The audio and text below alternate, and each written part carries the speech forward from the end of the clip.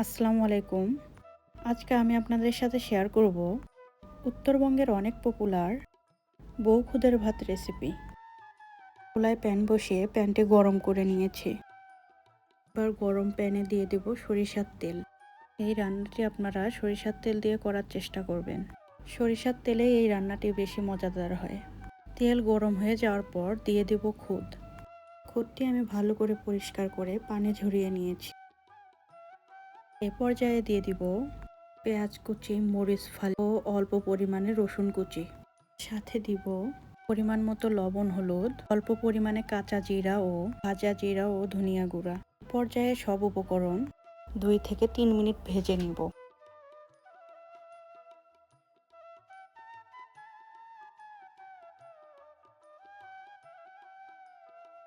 2 থেকে 3 মিনিট ভাজার পর দিয়ে দেব পরিমাণ মতো পানি। আপনারা এখানে গরম পানি বা ঠান্ডা পানি যে কোনো একটা ব্যবহার করতে পারবেন। এবার প্যানে ঢাকনা দিয়ে চুলা হাই হিটে রেখে 5 থেকে 6 মিনিট রান্না করে নিব।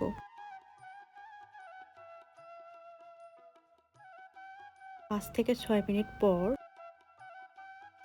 এ পর্যায়ে ঢাকনা তুলে সবকিছু আবারও ভালো করে মিশিয়ে নিয়ে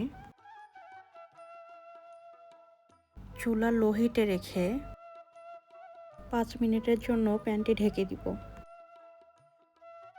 5 মিনিট পর চুলা হাই হিটে রেখে 4-5 মিনিট ভেজে নিব। এই তো উত্তরবঙ্গের পপুলার বউ খুদের ভাত রান্না হয়ে গেল।